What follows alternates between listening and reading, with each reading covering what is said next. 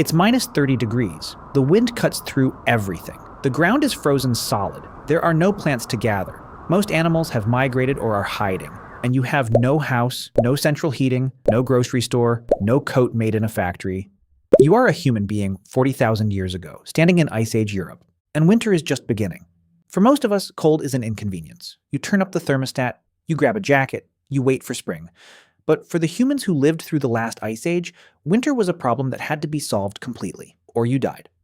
And the remarkable thing is this: they solved it. Not once, not by luck, but for tens of thousands of years across one of the harshest environments humans have ever faced. So how did they do it? Let's start with the most basic problem: fire. You might assume early humans just sat around a campfire. But making fire in a frozen, wet landscape is far harder than it sounds. Your tinder is damp, your hands are numb, and a single open fire loses most of its heat straight up into the sky.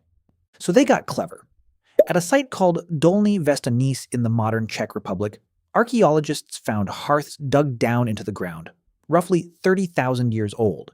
Digging the fire into a pit protected it from the wind. It held the heat longer. Some hearths had channels cut beside them to feed air to the flames. And here's the part that surprises people. They weren't always burning wood. On the open steppe, trees were scarce. So they burned bone. Animal bone, packed with fat, burns hot and slow once it gets going.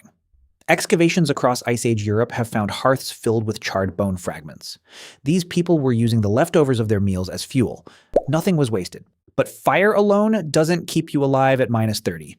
You need shelter. And this is where it gets impressive. In what is now Ukraine and Russia, archaeologists found something that stopped them cold: houses built from mammoth bones.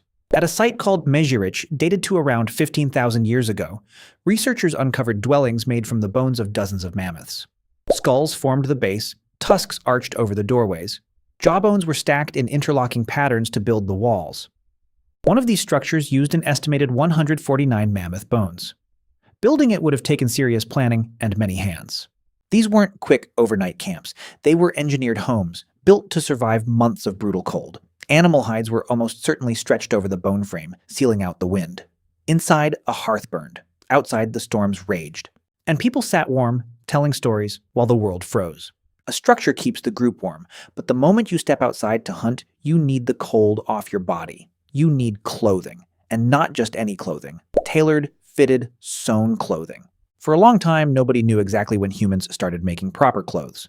Skin and fur don't survive tens of thousands of years, but there's a clever way around this: the needle. In 2016, in Denisova Cave in Siberia, archaeologists found a sewing needle made from bone, roughly 50,000 years old. 7 centimeters long, with a carefully drilled eye for thread. This is the key to everything. A needle means tailored clothing. It means you can sew hides together into fitted garments, layered, sealed at the seams, shaped to the body. Loose furs draped over your shoulders won't save you. Sewn clothing will. This single tool was as important as fire. With needles, humans could make insulated boots, trousers, hooded parkas. They could trap warm air against the skin. The needle is what let humans walk out into a landscape that should have killed them and come back alive. And that brings us to the hardest problem of all: food.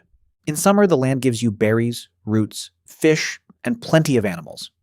In winter, almost all of that vanishes. The plants are dead. Many animals are gone. So how do you eat for 4, 5, 6 months straight? The answer is strategy and storage. First, the strategy. Winter was the season of big game: reindeer, horse, bison, and the giants of the age, mammoth and woolly rhino. These animals didn't disappear in the cold, so Ice Age humans became specialists at hunting them. They studied migration routes. Many groups followed the herds, timing their movements to intercept reindeer at river crossings, where the animals were slow and vulnerable. They hunted in coordinated groups, using spears tipped with razor-sharp flint. Later, they developed the spear thrower, a tool that launches a spear with far more force and range than a human arm alone. It let them kill large, dangerous animals from a safer distance. In the freezing months, one successful mammoth hunt could feed a group for weeks. But you can't hunt every day in a blizzard. So the second piece is storage.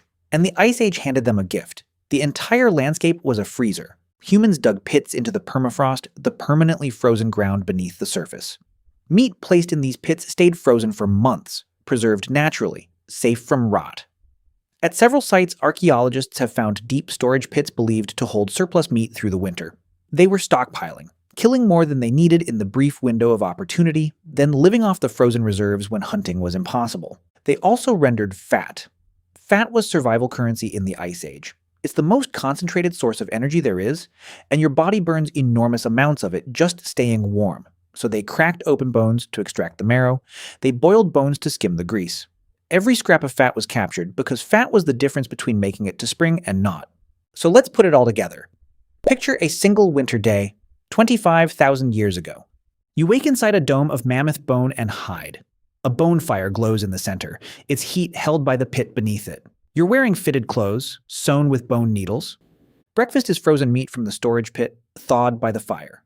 Rich, fatty, exactly what your body needs. If a storm is raging, you stay in. You repair tools, you sew, you carve, you tell stories in the warm dark. If the weather breaks, a hunting party heads out, following tracks across the snow, hoping to intercept a reindeer herd. The spear throwers are ready. A single good kill changes everything. By evening, everyone is back inside. The fire burns. People are close together, sharing warmth and food and words. Outside, it's lethal. Inside, it's life. This was not bare survival. This was a system. Engineered shelters, specialized tools, tailored clothing, coordinated hunting, natural refrigeration. Every piece worked together. These humans didn't just endure the Ice Age, they mastered it. And remember who else was out there? The Neanderthals. They had lived in cold Europe for hundreds of thousands of years before modern humans even arrived. Their bodies were built for it, shorter, stronger, more compact, with wide noses thought to help warm freezing air before it hit the lungs. They were powerful, intelligent, expert hunters of the same big game. For a while, both human species shared this frozen world. Then the Neanderthals vanished, and we remained. The reasons are still debated, but many researchers point to those small inventions. The needle, the spear thrower, the long-range planning, the slight technological edge that, over thousands of years, may have made all the difference in the cruelest winters. So the next time you complain about the cold, remember this. Somewhere in your distant past, a human stood in a frozen wasteland with nothing but bone, stone, fire, and an extraordinary mind. And they didn't just survive that winter. They figured it out so well that their descendants spread across the entire planet. You are here because they refused to freeze. That's the whole story. The cold was never really the enemy. The real weapon was the human ability to plan, to build, to invent, and to face an impossible problem and slowly, stubbornly solve it. Winter didn't beat them. They beat winter.